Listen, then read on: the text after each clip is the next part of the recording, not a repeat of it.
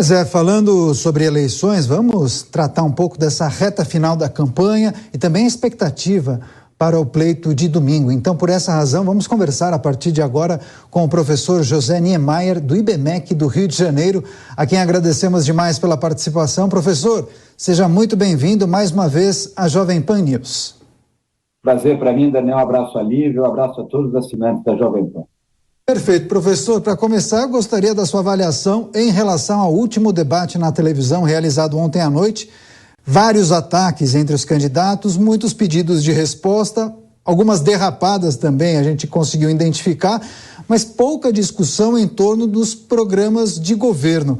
O senhor acredita que esse debate tenha impactado aquele eleitorado mais indeciso ou tenha havido transferência de votos para as pessoas que acompanharam? E na sua avaliação, esse debate de ontem à noite teve um vencedor? Todo debate é importante. O debate de ontem, ele teve essa característica da violência verbal, vamos dizer assim, do atrito verbal, e isso pode fazer até com que alguns eleitores deixem de votar.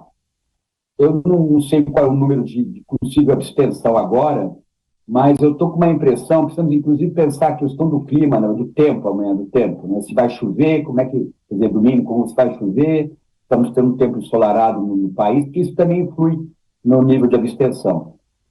Não vi nenhum vencedor no debate, mas eu vi que alguns candidatos, como o ex-presidente Lula, por exemplo, acabaram ficando muito expostos, né? E isso, para o último debate, não é um resultado positivo para o ex-presidente Lula. Ele ficou muito exposto. O presidente Bolsonaro já se esperava uma exposição, como sempre, do presidente Bolsonaro no debate. Ele ficou exposto, mas como isso já era esperado, talvez o eleitor indeciso tenha não pensado, decidido que o vencedor do debate foi Bolsonaro, ou Tebet, ou Ciro Gomes, mas que o presidente Lula talvez acabou ficando um pouco exposto demais no debate. Agora, professor, o senhor mencionou essa questão da violência verbal que esteve presente entre os candidatos no debate. E dá para a gente traçar um paralelo com a violência verbal que a gente também percebe hoje em dia entre parte dos eleitores. Um levantamento, antes de fazer a pergunta, quero agradecer a você que estava acompanhando a Voz do Brasil nas redes de rádio Jovem Pan. Bem-vindo, bem-vinda ao Jornal Jovem Pan, que está trazendo hoje as principais notícias desta sexta-feira.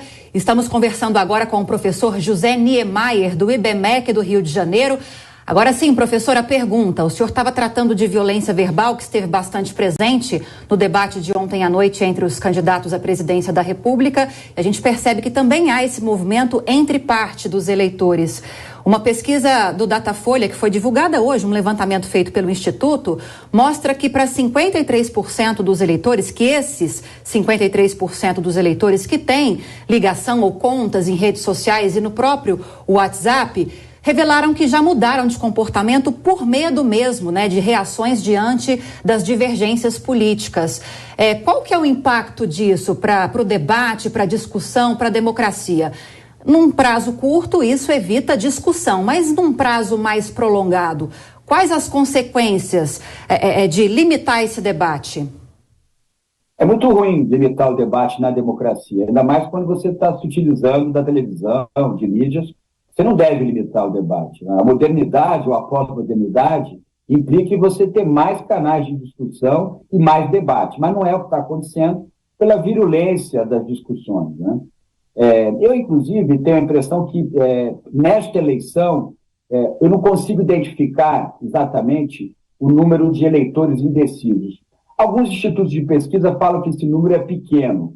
Agora, exatamente por isso que você colocou, Lívia, por essa instabilidade do ponto de vista da troca de informações entre candidaturas e eleitores, pode ser que o número de indecisos ainda seja um número grande e que eles vão ter que decidir até domingo. Então, isso pode trazer algum impacto no resultado, ou para a decisão em primeiro turno, com a possível vitória do ex-presidente Lula, ou com a necessidade de um segundo turno, e aí, na minha opinião, com o presidente Lula e com o ex-presidente Lula e o presidente Bolsonaro no segundo turno. Mas é importante essa sua pergunta, porque ela tem por trás uma a nossa percepção, a metodologia para a gente entender o número de indecisos. Eu acho que esse número de indecisos em todos os institutos de pesquisa, não só no Datafolha, em todos, eu acho que ele ainda não está mensurado com muita qualidade. É uma opinião minha, exatamente por essa instabilidade na troca de informações entre os candidatos e os eleitores. É isso, a reta final das campanhas, o cenário político e tudo que a gente precisa saber sobre as eleições em destaque nessa entrevista com o professor José Niemeyer, do IBMEC do Rio de Janeiro. Agora seguimos com as perguntas dos comentaristas do Grupo Jovem Pan. Cris Grêmio, sua vez, por favor. Boa noite. Eu queria sua opinião sobre os institutos de pesquisa e o porquê os resultados que eles colhem são tão diferentes, ainda que entrevistem mais ou menos a mesma quantidade de pessoas, seguindo mais ou menos as mesmas regras estatísticas. E também em relação à boca de urna, que esse ano parece que pela primeira vez não vão fazer. Eu acho complicado não trabalhar com boca de urna. Boca de urna sempre foi um momento que você podia ter uma percepção melhor do que aconteceria com o resultado. Com relação aos institutos, eu não vejo uma diferença tão grande assim. Agora, é claro que você sempre tem margens de erro, que os estatísticos trabalham. Tem alguns institutos que estão dando uma preferência maior, até alguns pelo presidente Bolsonaro, dizendo que alguns até mostram um impacto técnico entre o ex-presidente Lula e o presidente Bolsonaro. A maioria dos institutos está apontando uma possibilidade de vitória no primeiro turno do ex-presidente Lula ou para um segundo turno entre o presidente Bolsonaro e o ex-presidente Lula. Eu não vejo tanta diferença entre os institutos. Um ou outro instituto, muitas vezes contratado, isso é justo, é correto na democracia, contratado pela coligação, pode trazer um número mais próximo de determinado candidato e vice-versa. Mas não vejo uma diferença tão grande assim, não. Agora a sua pergunta, Rodrigo Constantino. Boa noite, professor Niemeyer. Nós comentamos aqui sobre a ausência de um debate mais construtivo, de ideias, de projetos de governo. Eu queria a sua opinião em relação justamente ao Partido dos Trabalhadores e o caso do ex-presidente Lula. Não só não apresentou um projeto final de governo, como focou quase toda a sua campanha em atacar, até mesmo alguns diriam demonizar o atual presidente. O senhor sentiu falta de um debate mais construtivo, de que plano de país a oposição apresenta? Senti falta, Constantino, um abraço a você. Senti falta, sim, e acho que a sua pergunta é muito boa, porque você deixa claro dois agentes, né? O ex-presidente Lula e o Partido dos Trabalhadores. Eu tenho a impressão, Constantino, vamos imaginar a vitória do ex-presidente Lula neste domingo ou no segundo turno. Eu tenho quase uma impressão, não, eu tenho uma certeza que será um governo de transição, né? Eu tenho a impressão que no Brasil, também quase uma certeza, nós temos um resultado interessante, né, desde 2018, é que a expressão ideológica da direita, ela está construída no cenário político brasileiro. Isso é importante. Nós temos uma direita representada.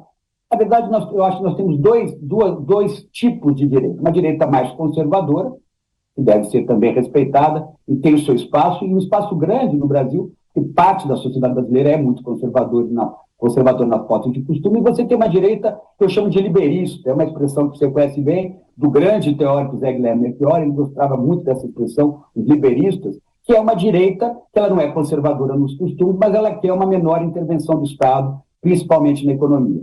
Então, isso já é um resultado desses 4 anos, desses últimos 4 anos. E essa direita, ela começa a ganhar espaço. Então, esse próximo governo, mesmo com a vitória do ex-presidente Lula, será um governo de transição.